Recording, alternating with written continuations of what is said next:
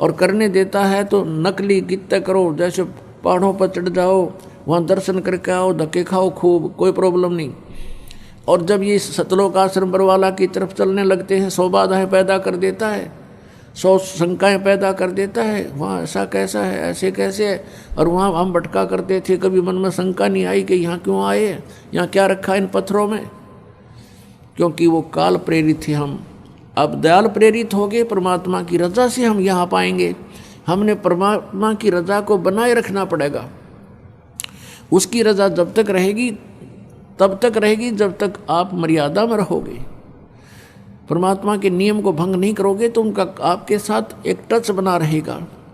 और आपने मर्यादा भंग कर दी तो भगवान का हाथ उठ जाता है, फिर आप यहाँ नहीं आ पाओगे, फिर तो वहीं धक्के खाओगे जहाँ पहले खाते थे।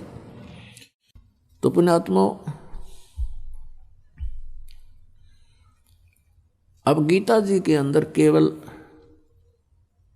एक ओम मंत्र बताया है ब्रह्म साधना का, क्योंकि गीता ज्ञानदाता 8वें अध्याय के 13वें श्लोक में कहता है कि ओम इति एकाक्षरम ब्रह्म व्यवहारन माम अनुस्मरन ये परियाति तजन देहम स याति परमाम गतिम। मुझ ब्रह्म का केवल एक ओम मंत्र है, नथिंग एल्स, इति बस। और जो ये उच्चारण करके सिमरण करता हुआ ये परियाति तजन देहम, जो शरीर त्याग कर जाते समय तक किसी का सिमरण करता हुआ जाता है, स याति परमाम गति, वो परम गति को प्राप्त होता है। यानी ओम से मिलने वाली जो गति लाभ है वो परम गति इस ओम तक मिल लगी, ओम मंत्र से।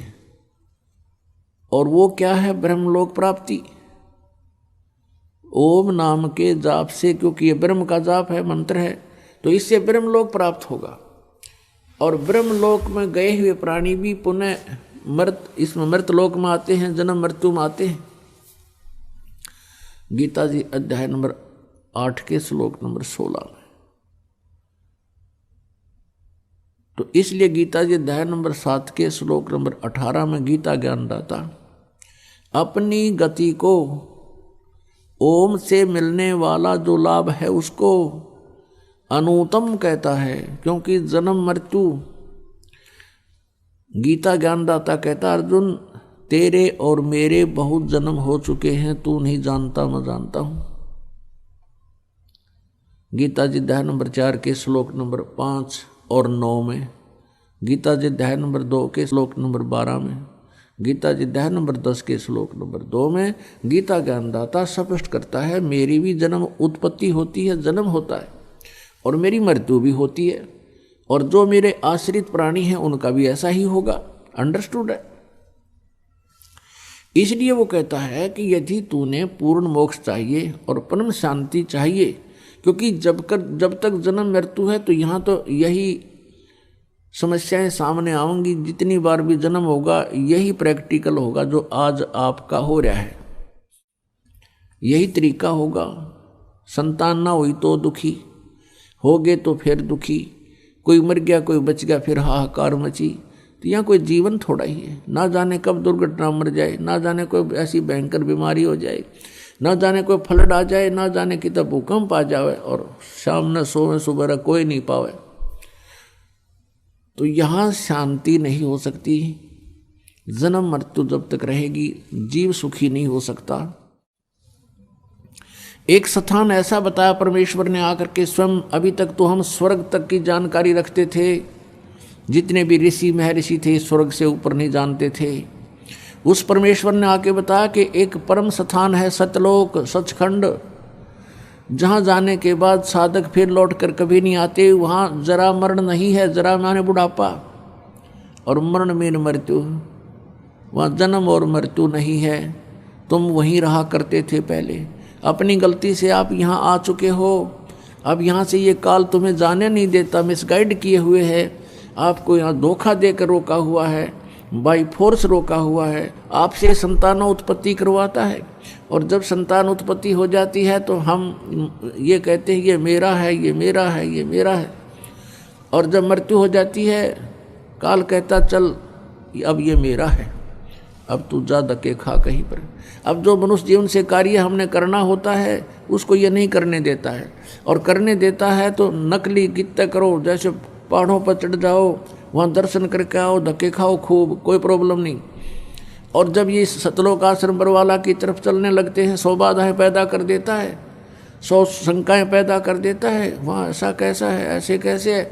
और वहाँ हम भटका करते थे, कभी मन में शंका नहीं आई कि यहाँ क्यों आए, यहाँ क्या रखा इन पत्थरों में, क्योंकि वो काल प्रेरित थे हम।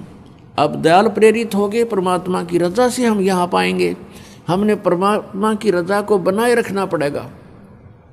उसकी रजा जब तक रहेगी तब तक रहेगी जब तक आप मर्यादा में रहोगे।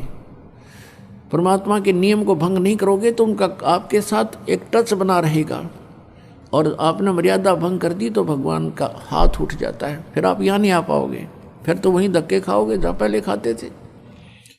तो यहाँ आपने परमात्मा का पंजा बनाए रखने के लिए मर्यादा सबसे पहले रखनी पड़ेगी। जो नियम बताए गए हैं उनको खंड ना करना, भगवान आपके साथ रहेगा। तो यहाँ आप, तो गीता ज्ञानदाता कहता है कि मेरा तो केवल एक ओम नाम है, और इसके सिमरण से मेरे वाली जो गति मिलेगी वही फाइनल है मेरी तरफ से। तो फिर ये कहता है कि जन्म मृत्यु मेरी भी बनी रहेगी और अर्जुन तेरी भी बनी रहेगी, परम शांति नहीं हो सकती। अब फिर बताया 15 में जाए कि 1 से लेकर 4 में और 16 और 17 में गीता जी अध्याय नंबर 18 के श्लोक नंबर 62 में कहा कि अर्जुन तू सर्वभाव से उस परमेश्वर की शरण में जा जिसकी कृपा से तू परम शांति को और सनातन परम धाम को प्राप्त होगा। सनातन परम धाम माने शाश्वतम स्थानम, शाश्वत माने सदा रहने वाला अविनाशी सत्य, और स्थान माने धाम कहो, लोक कहो चाहे स्थान कहो। तो हम सतलोक कहते हैं, हमारे भगवान ने उसको सतलोक कहा है।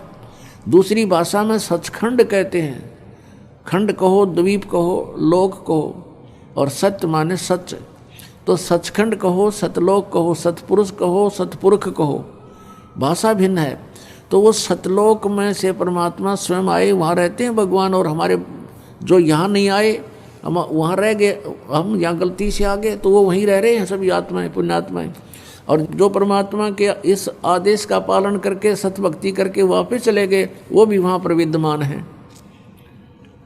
तो हम वहाँ रहा करते थे और वहाँ चलना पड़ेगा अपने। अब क्या बताते हैं 15 में जाए कि 1 से लेकर 4 और 16 और 17 में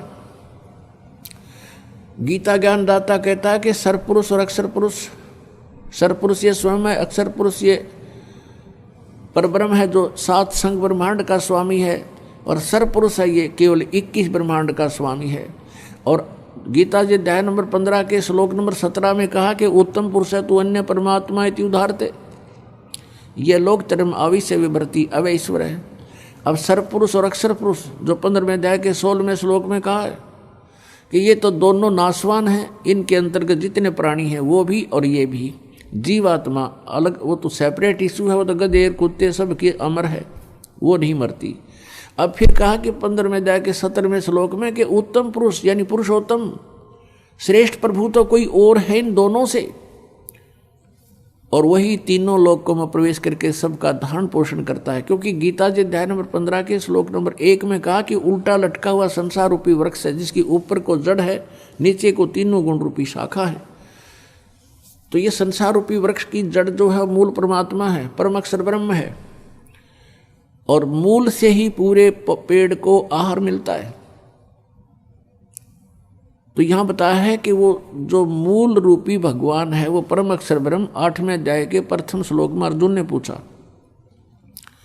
कि वो आपने जो 7वें अध्याय के 29वें श्लोक में कहा है भगवान कि जो तत्ब्रह्म को और सारे दात्म को और सभी कर्मों से परिचित हो जाता है, जान लेता है, वो केवल जरा और मरण से ही छूटने का प्रयत्न करता है या संसार की कोई वस्तु डिमांड नहीं करता। तो किम तत्ब्रह्म, वो ऐसा क्या भगवान है, ऐसा कौन है वो परमात्मा जिसके जानने के बाद फिर यहाँ की इच्छाएं समाप्त हो जाती हैं। गीता ज्ञानदाता ने 8वें अध्याय के 3रे श्लोक में कहा कि वो परम अक्षर ब्रह्म है। तो यहाँ 15वें अध्याय के 17वें श्लोक में कहा है उस परम अक्षर ब्रह्म की तरफ संकेत है परम अक्षर पुरुष कहो चाहे ब्रह्म कहो, कि वो तीनों लोकों में प्रवेश करके सबका धारण पोषण करता है, वो उत्तम पुरुष है। तू अन्य, वो तो वो परमात्मा तो कोई और है। अब यहाँ गीता ज्ञानदाता 15वें अध्याय के 18वें श्लोक में कहता है अपने बारे में कि मैं तो केवल लोक वेद के आधार से पुरुषोत्तम प्रसिद्ध हो रहा हूँ, क्योंकि मेरे अंतर्गत जितने प्राणी हैं, चाहे वो जड़ हैं, चाहे वो जीवात्मा हैं, और चाहे वो स्थूल शरीरधारी हैं प्राणी हैं, जितने भी प्राणी मेरे 21 ब्रह्मांड में हैं, उनसे मैं श्रेष्ठ हूँ, उनसे तगड़ा हूँ, इसलिए मैं पुरुषोत्तम प्रसिद्ध हो रहा हूँ। आई एम नॉट पुरुषोत्तम, क्योंकि वो तो 15वें अध्याय के 70वें श्लोक में बता दिया, वो तो कोई और है। और कहे मैं तो लोक वेद यानी सुने सुनाए ज्ञान के आधार से, और यहाँ के जितने प्राणी हैं वो मुझे पुरुषोत्तम मान रहे हैं। मैं पुरुषोत्तम नहीं हूँ, मेरा तो जन्म मृत्यु होता है, फिर पुरुषोत्तम की तरह है जिसकी जन्म मृत्यु होती है। तो उस पुरुषोत्तम के पाने के लिए गीता जी अध्याय नंबर 17 के श्लोक नंबर 23 में कहा है कि उस परम अक्षर ब्रह्म की साधना का मंत्र बताया है कि ओम तत्सत इति निर्देश ब्रह्मण त्रिविद समर्थ है। उस ब्रह्मण माने सच्चिदानंद घन ब्रह्म यानी परम अक्षर ब्रह्म का जो मंत्र है, उसको पाने की जो साधना है वो 3 मंत्र की है, और उसकी 3 प्रकार की विधि है उसके सिमरण करने की। ये है उस परमात्मा के पाने का। इससे क्या होगा, गीता जी अध्याय नंबर 15 के श्लोक नंबर 1 से 4 में कहा है कि जब तत्वदर्शी संत मिल जा, जो उल्टे लटके हुए संसार रूपी वृक्ष के सभी विभागों को बताता है, सवेदवित, वो तत्वदर्शी संत है। तत्वदर्शी संत के मिलने के पश्चात इस अज्ञान रूपी अंधकार को तत्वज्ञान रूपी शस्त्र से काटकर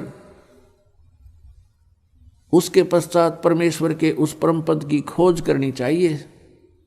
गीता जी अध्याय नंबर 15 के श्लोक नंबर 4 में कहा है कि उसके पश्चात परमेश्वर के उस परम पद की खोज करनी चाहिए, जहां जाने के बाद साधक फिर लौटकर कभी संसार में नहीं आते, अर्थात उनका पूर्ण मोक्ष हो जाता है। और केवल गीता ज्ञानदाता कहता है केवल उसी की भक्ति करो। अपने आत्माओं कहने का भाव ये है कि हम जो साधना कर रहे हैं ये शास्त्र अनुकूल है या उसके विरुद्ध है, इसको कहाँ से प्रमाणित करें, कहाँ से इसकी तुलना करें। ये सदग्रंथ हैं अपने, जैसे श्रीमद् भगवद गीता और पवित्र 4 वेद, पवित्र श्रीमद् भगवद गीता और पवित्र 18 पुराण और पवित्र 5वां वेद सूक्ष्म वेद परम अक्षर ब्रह्म की वाणी यानी कबीर वाणी, और फिर उन संतों की वाणी जिनको भगवान स्वयं आकर मिले हैं, जो उनका विधान है प्रभु का, उनकी वाणी में जो कुछ लिखा वो हमारे सदग्रंथ है, वो हमारे शास्त्र हैं। अपने आत्माओं इन शास्त्रों को भी हमने ध्यान से देखना है कि कौन से शास्त्र किस सत्र के हैं। जैसे गीता जी और वेदों में न हरे राम हरे कृष्ण सीताराम राधे श्याम ओम नमः शिवाय ओम भागवते वासुदेव नमः, ये इस तरह कोई मंत्र नहीं है। ना तू ही एक निरंकार, तू मैनू बकस दे, मैं तेरी शरण, ये निरंकारी नाम देते हैं। और ना ये जो स हम ये नाम देते हैं, स हम हंस नाम देते हैं कुछ, यानी ये मनमुखी बकवादे हैं, इनसे कोई लाभ जीव को नहीं होगा। और न ही ये अकाल मूर्त सब स्वरूपी राम सतपुरुष, और न ही ये मंत्र हैं निरंकार ओंकार ज्योत निरंजन सोहम और सतनाम। ये जो नाम हैं, इन 2 मंत्र जो जैसे केवल ब्रह्म की साधना करनी है ओनली ओम मंत्र है, और परम अक्षर ब्रह्म की करनी है तो 3 मंत्र हैं ओम तत्सत। ओम तो सीधा है, सार्वजनिक रखा है तो ब्रह्म का, और तत् और सत ये सांकेतिक हैं, गुप्त मंत्र हैं। ये दास बताओगा कोड वर्ड है ये। तो तत् मंत्र ये जैसे गीता जी अध्याय नंबर 15 के श्लोक नंबर 16 और 17 में 3 पुरुष बताए हैं। पुरुष कहो चाहे भगवान कहो, प्रभु स्वामी कहो। एक सरपुरुष ये तो ब्रह्म है, इसका ओम मंत्र है ओम तत्सत में। और दूसरा अक्षर पुरुष है जिसको परब्रह्म कहते हैं, जो 7 संग ब्रह्मांड का स्वामी है। जो 7 संग ब्रह्मांड का स्वामी है वो अक्षर पुरुष है, उसका मंत्र ये तत् है। और जो सत मंत्र है ओम तत्सत में, वैसे ये तत् सांकेतिक है, सीधा नहीं ओम तत्सत ये जाप नहीं करने का ऐसे। अब सत जो मंत्र है वो भी सांकेतिक है, इसका अन्य एक मंत्र है, ये है परम अक्षर ब्रह्म का, ये उस परम पिता का मंत्र है। तो इन तीनों की ही मजदूरी करनी है हमने, साधना करनी। साधना मीन मजदूरी। तो इन तीनों की साधना करनी है।